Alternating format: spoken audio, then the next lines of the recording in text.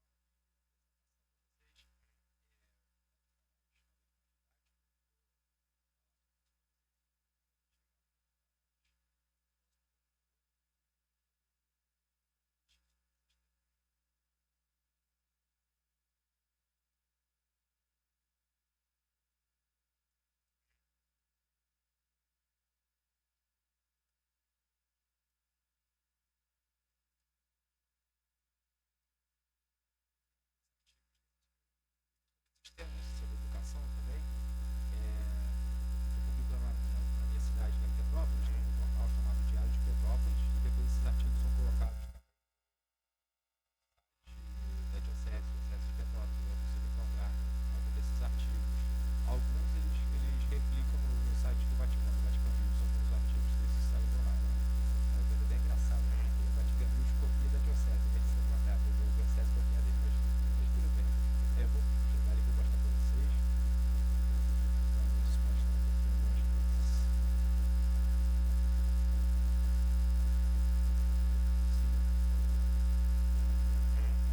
Então, gente, a primeira ideia é trazer alguns conceitos fundamentais.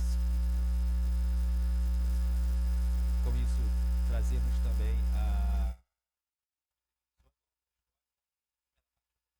técnica, mas também já vai entrar logo depois a questão da filosófica, tá? Vamos fazer essa primeira parte de conceitos, de história, e depois algumas reflexões sobre isso. Também vamos ter uma segunda conferência, principalmente alguns aspectos éticos, alguns que dá para tocar muito porque não dá tempo, e também o tema da educação. Então, vamos começar, tá? Então, o que a gente quer colocar da história da IA, um pouco do presente dessa inteligência artificial e alguma coisa sobre o futuro. Numa segunda conferência falaremos então sobre a ética e sobre educação, tá? Então, uma coisa indiscutível é o tema que essas novas tecnologias da comunicação estão modificando profundamente a realidade. Desde os anos 50, não de agora, desde os anos 50 se fala de uma revolução digital e também de uma reontologização da modernidade. Um conceito um pouco diferente, né? Mas está sendo usado, principalmente por esse autor, Luciano Floridi.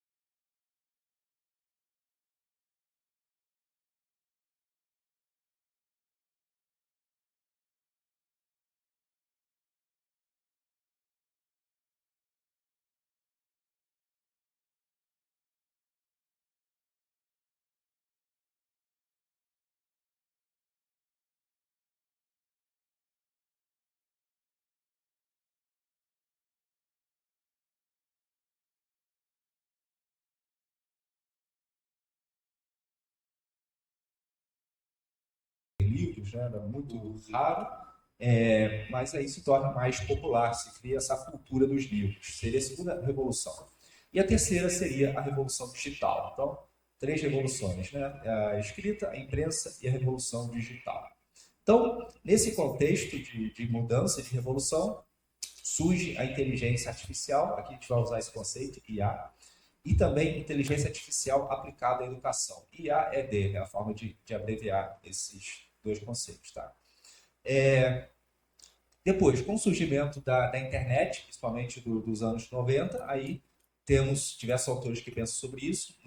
Temos o livro do Pierre Levy, um filósofo inglês, que ainda está vivo e reflete muito sobre isso. Temos esse livro chamado Cybercultura, e esse conceito passa para ciências sociais a partir de 1999. No Brasil, quem mais estuda isso, né, a aplicação da cybercultura nas ciências sociais, é essa professora Edmeia Santos, tem diversos livros sobre esse tema, tá, aplicando esse conceito do Pierre Levy. Depois, hoje, mais recente, nós falamos de outro conceito que surgiu, que é a infosfera. Infosfera é um conceito defendido por alguns autores, principalmente por esse Luciano Floridi, no ano 2022, a obra dele. Ele fala que as tecnologias da informação estão cada vez mais envolvidas. Isso é um conceito que ele vai desenvolver, nós vamos também tratar um pouquinho mais aqui.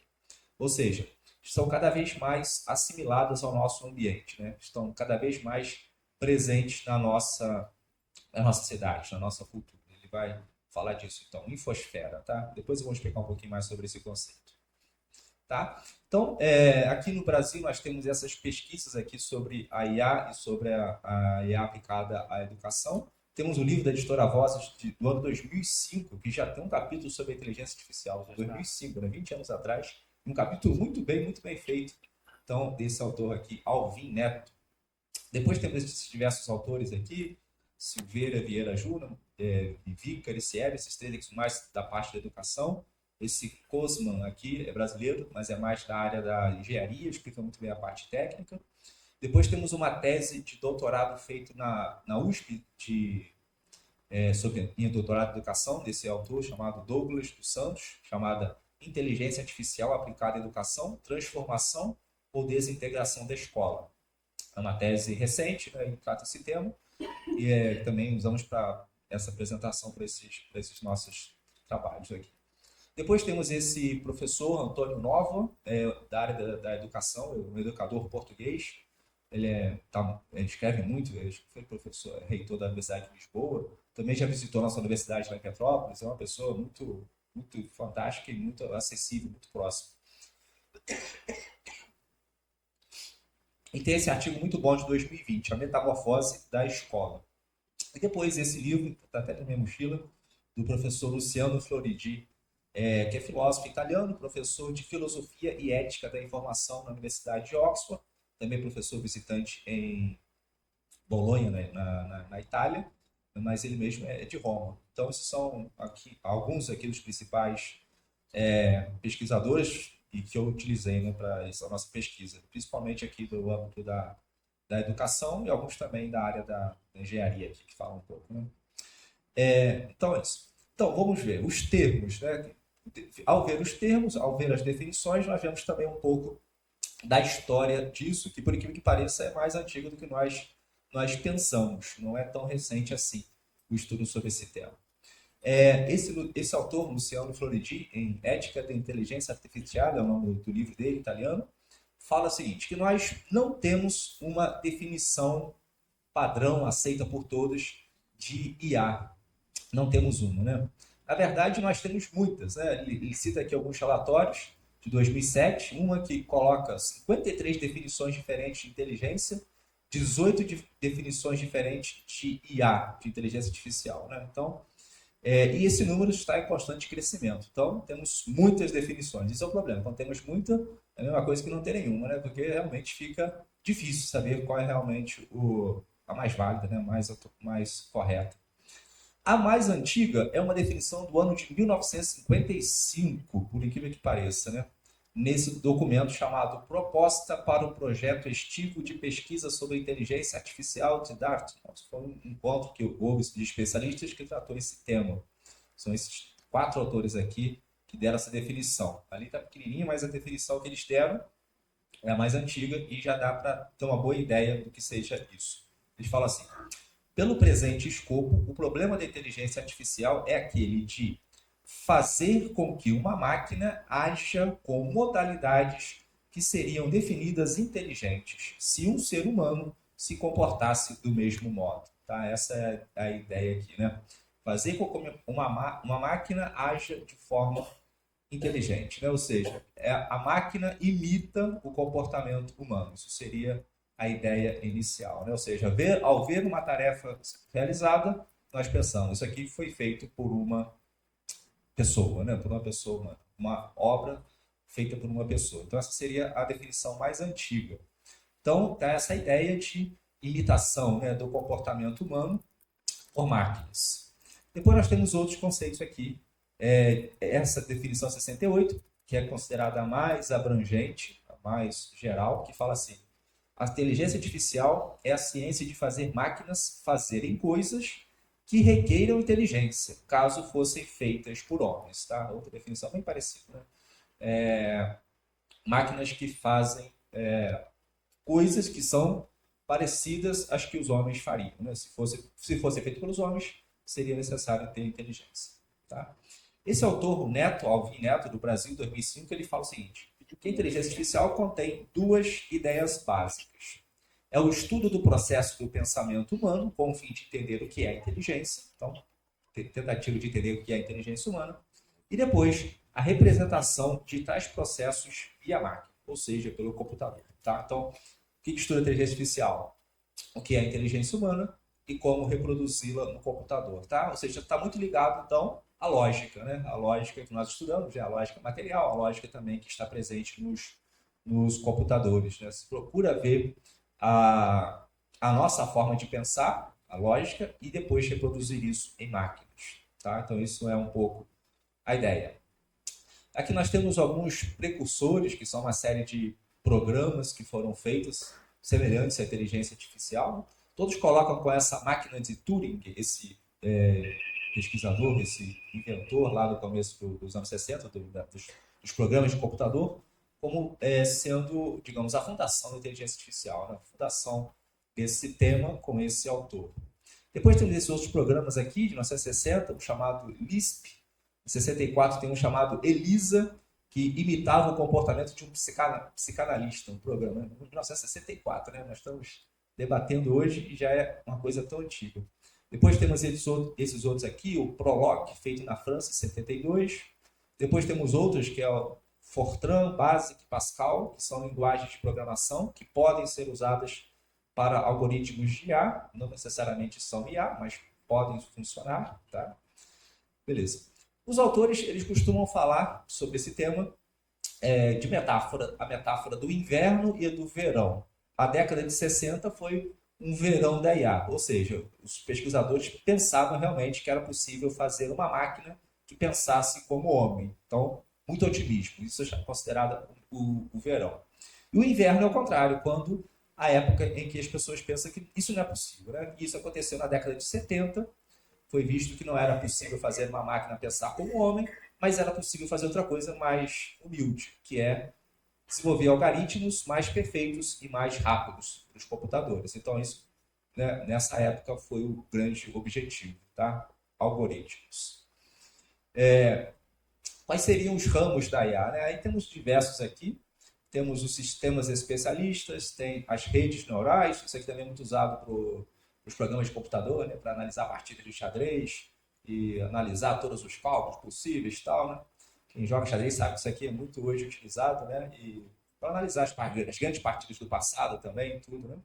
Depois temos o âmbito da IA, a robótica, os algoritmos genéticos, chamado sistema de incerteza e lógica difusa. E depois temos o processamento de linguagem natural. Os que ficaram muito famosos por causa da criação dos chatbots, como o ChatGPT. Tá? Então, é um dos ramos da inteligência artificial. É muito mais amplo, né, do que só o ChatGPT ou semelhante. Né? Tem muitas outras coisas aqui envolvidas, tá? Como, por exemplo, a robótica, né, importante, e também esses sistemas aí de imitação da inteligência humana, né, compreensão. Tá? Então, nós temos, de forma assim, né, didática, 4 formas de entender a IA.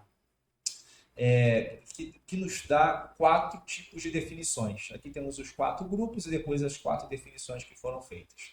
Uma forma de entender a IA como o sistema que pensa como humano, né? É o enfoque cognitivo, né? Procura reproduzir o pensamento humano.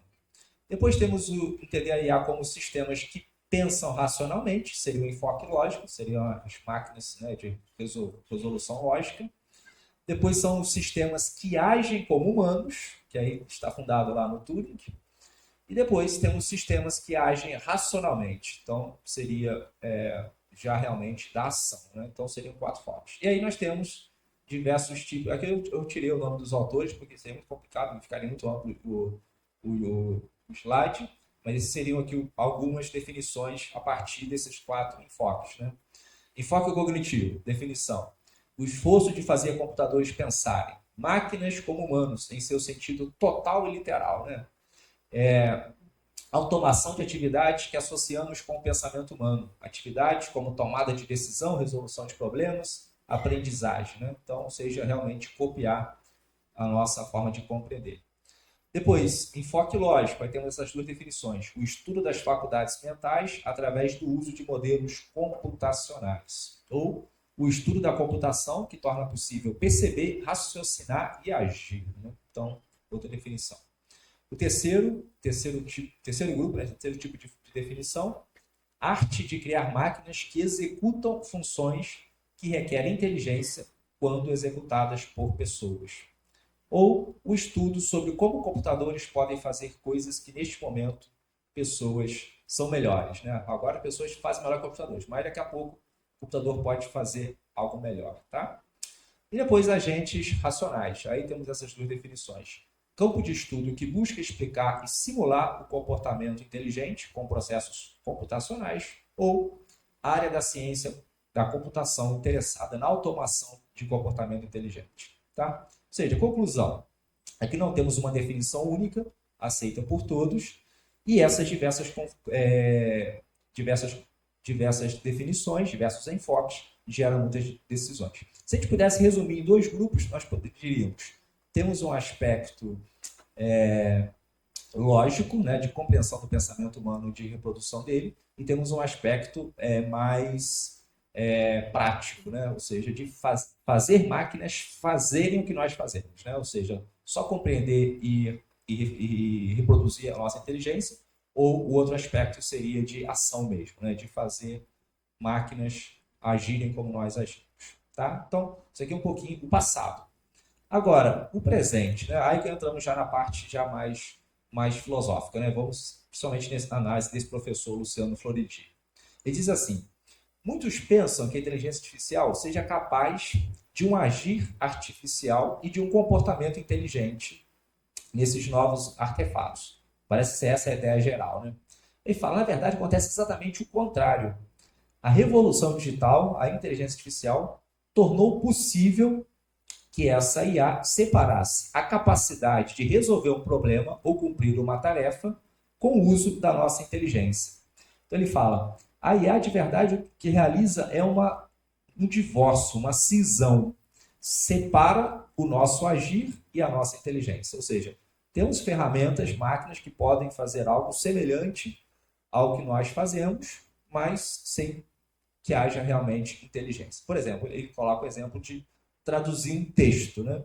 Traduzir um texto para uma pessoa leva talvez um dia de trabalho, né? Muito difícil.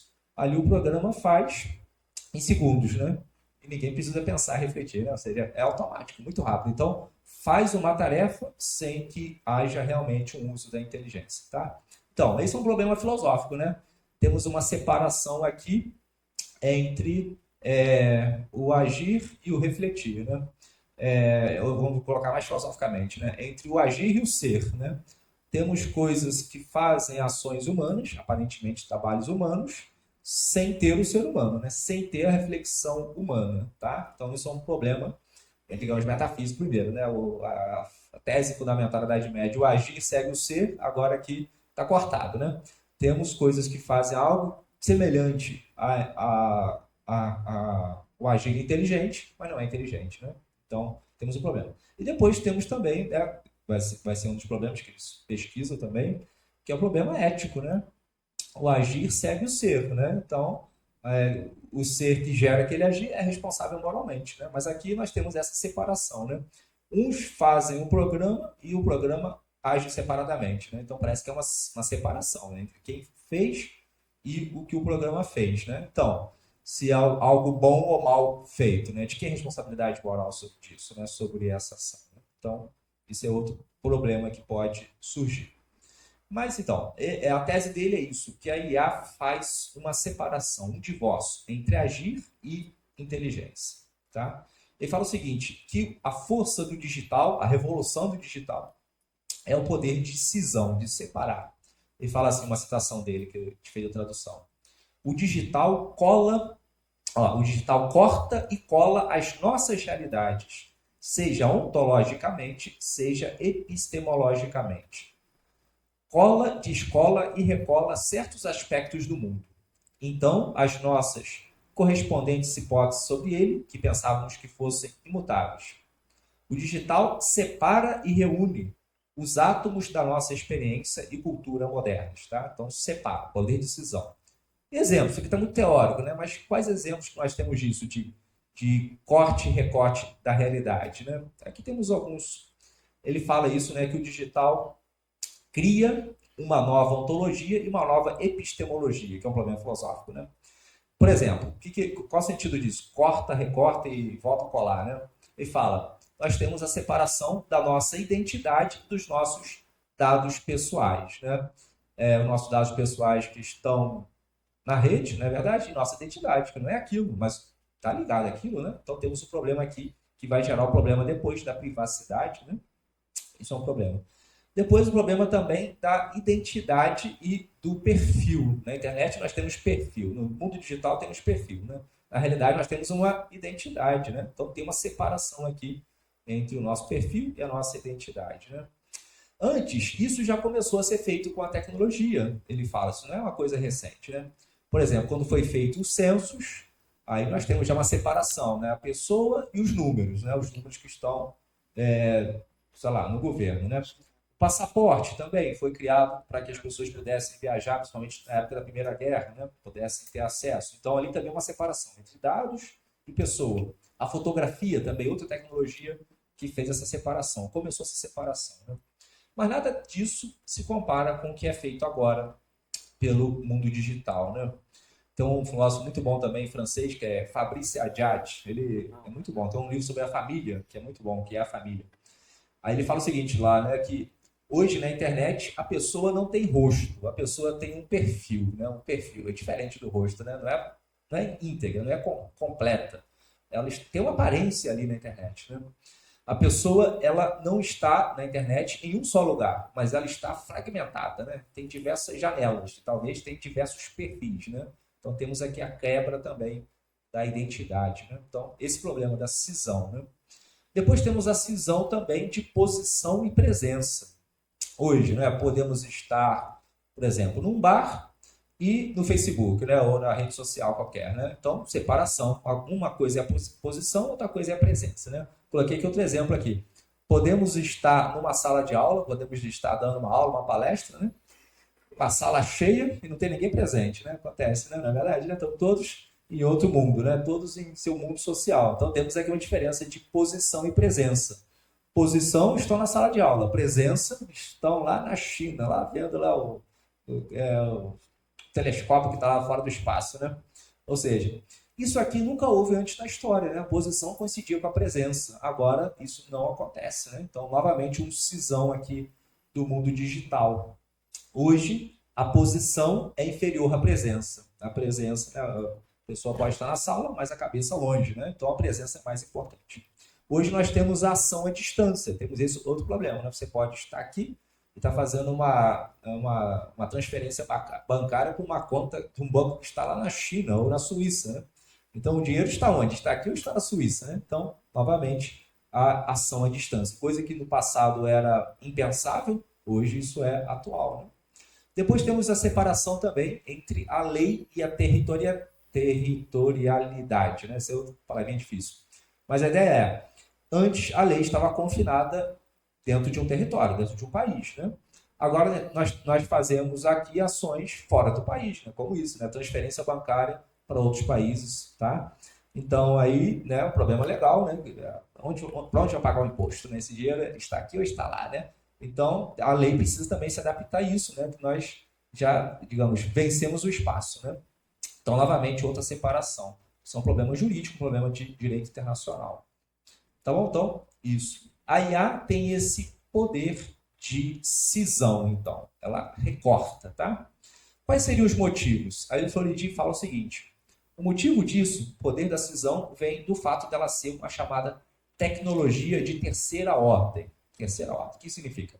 Tecnologia de primeira ordem é algo que está entre nós e a natureza. Um exemplo, o machado.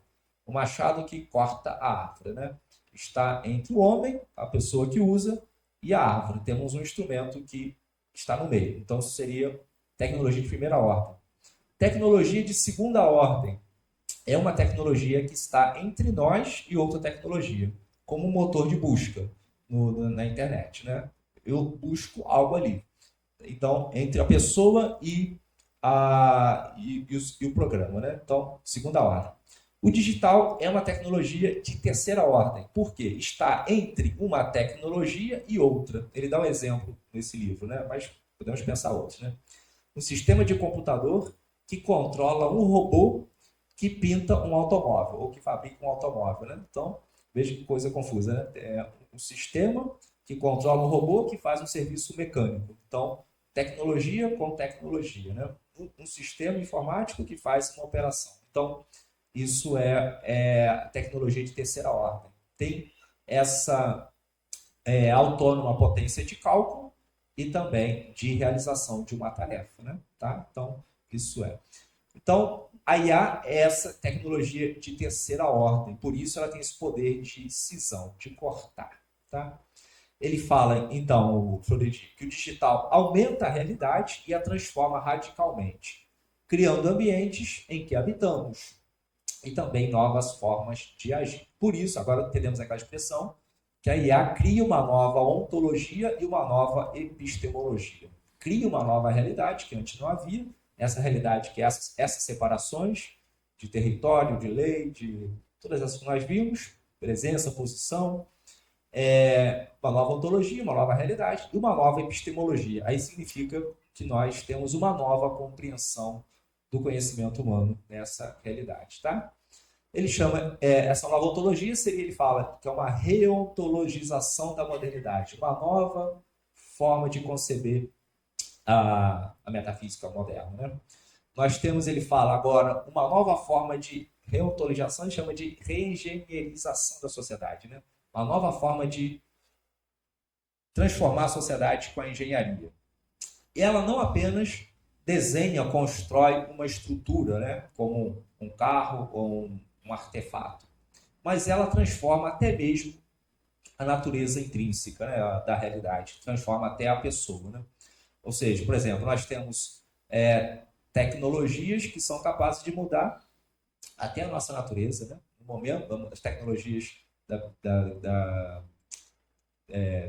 biológicas, né, que mudam a pessoa, né? Ou seja, que constrói a pessoa, né? Que forma a pessoa, tá? Então, ou seja, nós não temos simplesmente tecnologias que mudam o real, mas mudamos inclusive a natureza, né, das pessoas, tá? Então, isso é um problema, né? Uma nova forma, uma nova ontologia então, da modernidade. E com isso o digital também muda nossas concepções, nossas ideias consolidadas, né? Então, digamos que isso muda a nossa visão epistemológica, né? Nossa teoria sobre o conhecimento, a nossa mentalidade moderna, tá? Sintetizando, ele resume assim, que a IA, o Floridi ainda, tá? Tem duas almas, ele chama, dois ramos principais, que é a engenharia e a ciência cognitiva, tá? Então, tem duas áreas principais, engenharia e ciência cognitiva. Como setor da engenharia, a IA busca reproduzir um comportamento inteligente. E assim, ela tem um grande sucesso como área da engenharia, tá? Tem alguns exemplos aqui que são clássicos, né? No ano 2015 foi feito esse programa que aprendeu a jogar 49 jogos clássicos de Atari, os mais velhos sabem o que é o Atari, é o primeiro videogame que surgiu, né? Então, esse programa aprendeu a jogar, né? Baseando-se sobre dados relativos aos pixels sobre uma tela e sobre o método de pontuação, né? Isso é pouco do ponto de vista de reproduzir a inteligência humana, mas é muito do ponto de vista da engenharia, né? Foi um grande avanço, tá?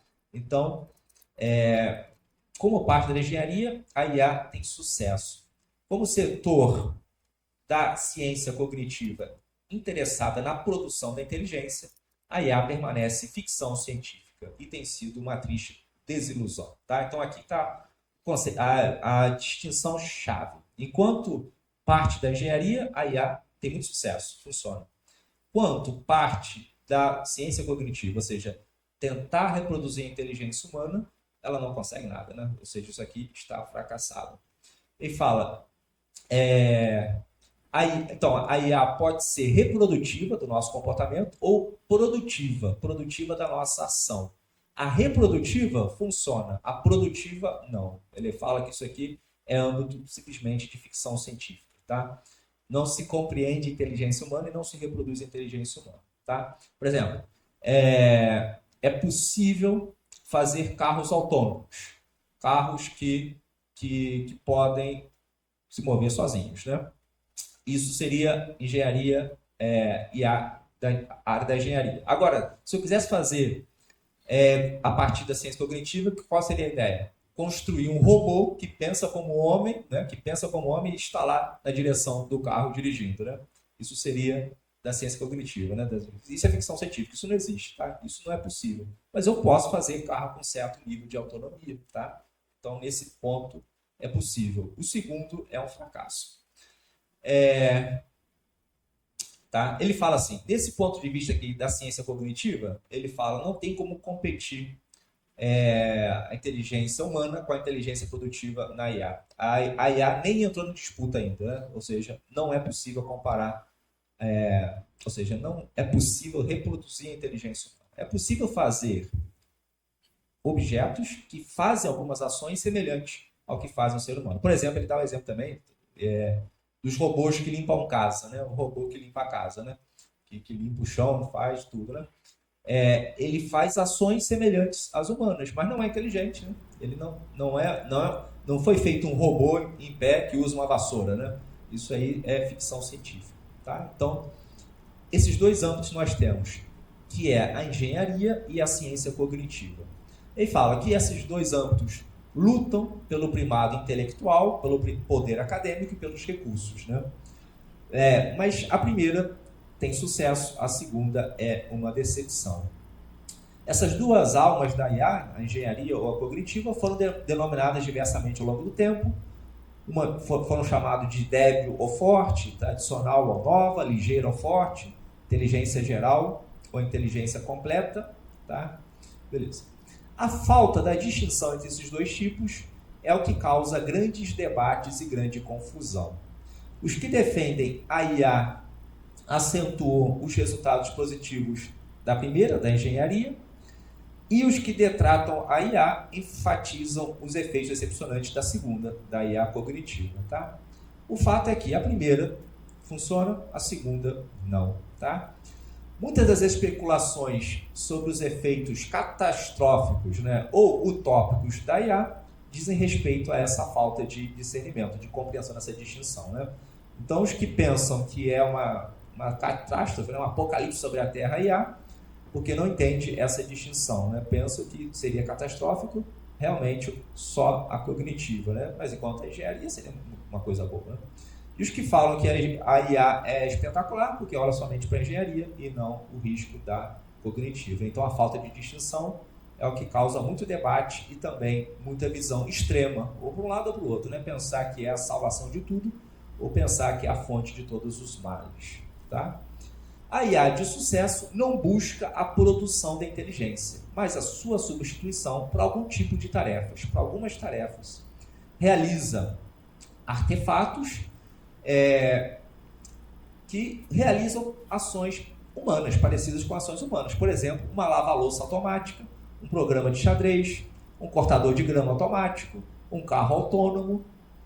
Nesse tipo de IA, o resultado é o que conta, não o fato da máquina ser inteligente. Né? Ninguém pergunta se o cortador de grama, que corta a grama automática, é inteligente. Né? Não é inteligente. Né? Mas o que importa é o quê? A tarefa que ele realiza. O que importa é que ele corte perfeitamente a tarefa. Então, veja, aqui está perfeitamente essa cisão entre a inteligência e a ação. A IA não diz respeito à capacidade de reproduzir a inteligência humana, mas na capacidade de a desconsiderar. As máquinas atuais têm a inteligência de uma torradeira de pães e não temos realmente a mais nítida ideia de como dar um passo adiante. Né? Ou seja, esses objetos não são inteligentes realmente. Eles realizam tarefas que nós realizaríamos. Ou seja, a IA, essa aqui, é a automatização da produção humana, né? Das ações humanas. Isso não teria, assim, nenhum problema, em princípio. Tá? Quando a IA deixa de tentar reproduzir a inteligência humana, ela se torna útil e um número cada vez mais crescente de tarefas. Então, e a chave do seu sucesso é exatamente isso, essa cisão, essa separação entre a realização de tarefas e o comportamento inteligente. Se nós entendemos isso, o desenvolvimento da IA reprodutiva será crescente, pode ser cada vez maior e sem grandes problemas. Tá? Beleza. Aí ele fala, mas como fazer isso? Como fazer com que essa IA da área da engenharia seja mais desenvolvida? Ele fala que deve ser, então, envolvida, né? Envolvida essa IA. A IA, repetindo, representa essa separação entre o agir e a inteligência. Ela é um recurso, é uma capacidade de agir interativo, autônomo, ele fala, uma reserva da nossa capacidade de agir na palma das mãos. Como que a gente pode usar melhor isso? Ele fala, é necessário adaptar o mundo, o nosso ambiente à IA, e não o contrário, não adaptar a IA ao mundo. Ele dá um exemplo, né?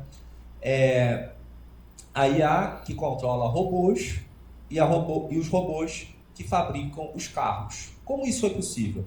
Foi possível quando se adaptou às fábricas, o espaço delas para isso. Um espaço específico para os robôs, para que eles pudessem construir os carros. Então, veja, essa tecnologia, a IA foi envolvida, foi integrada no espaço. Outro exemplo que ele dá, os robôs que limpam casa, né?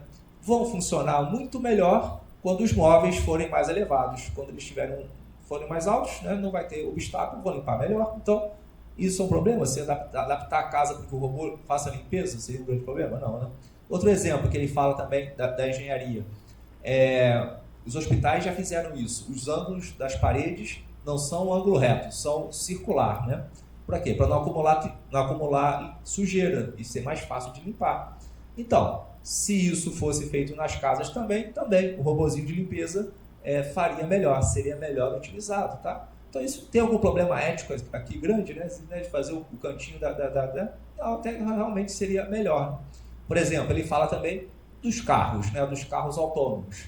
Poderão ser usados só quando as cidades foram adaptadas para eles, senão, ou seja, isso significa ser envolvido, para que a IA seja mais utilizada sem nenhum problema para isso, tá? Que realizem tarefas mais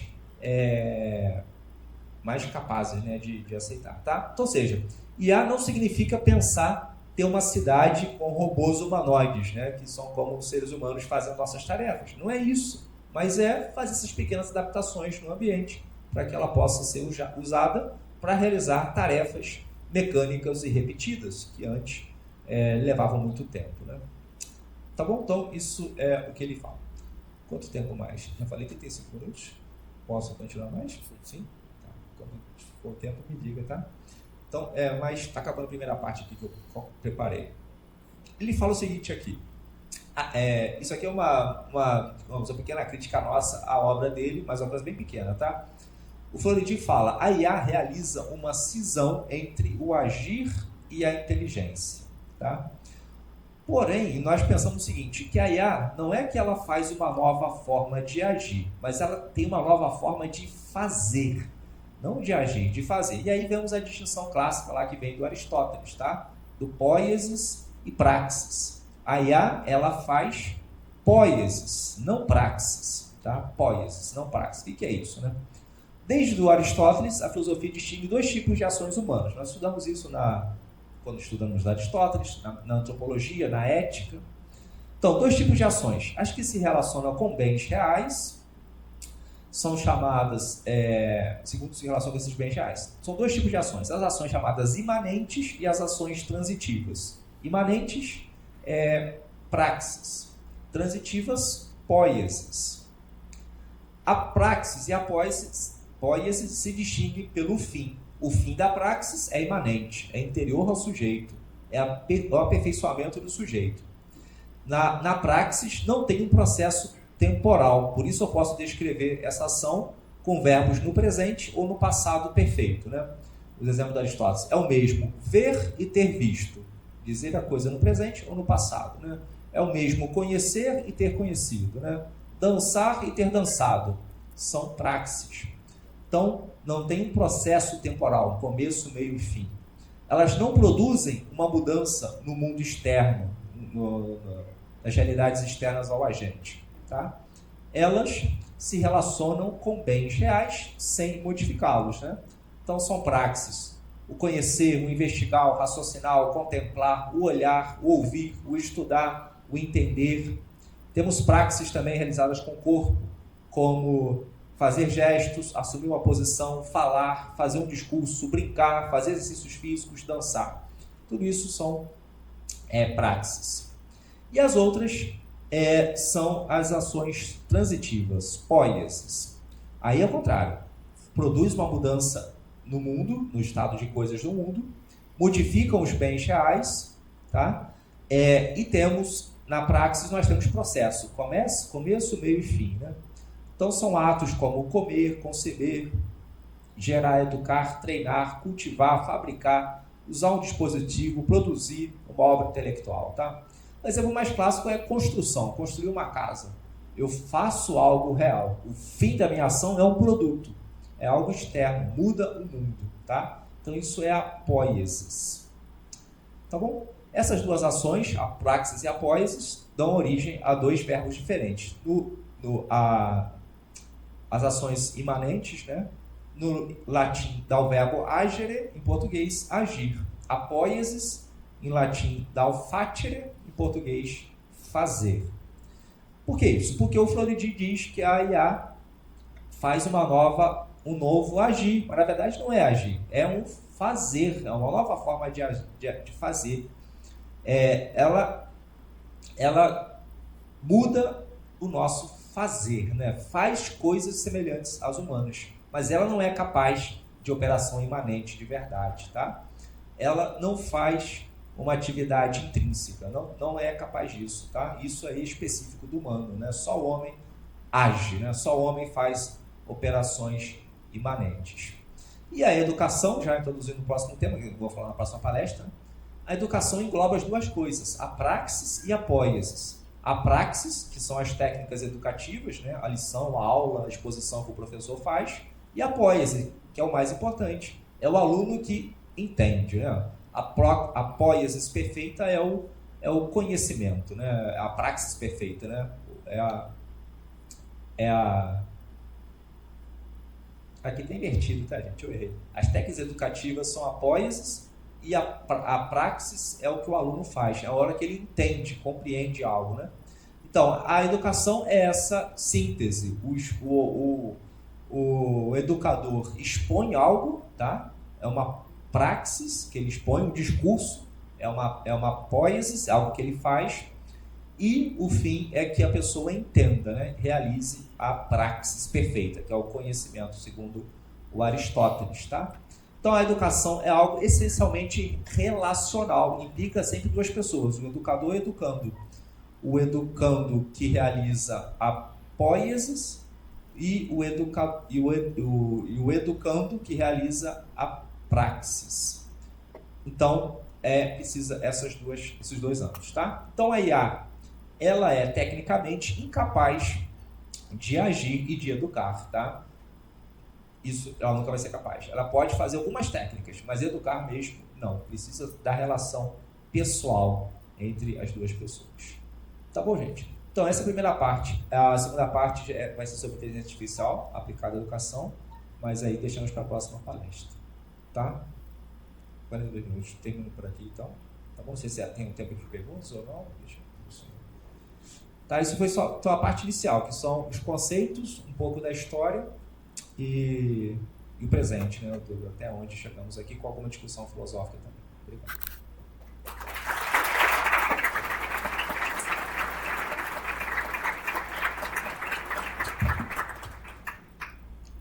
Muito obrigado, Padre Anderson, por esse primeiro momento. Nós vamos dar continuidade então ao nosso simpósio. Teremos 10 minutinhos bem rápido só para a próxima conferência, e as considerações finais então a gente faz depois de todas as conferências, pode ser? Muito obrigado.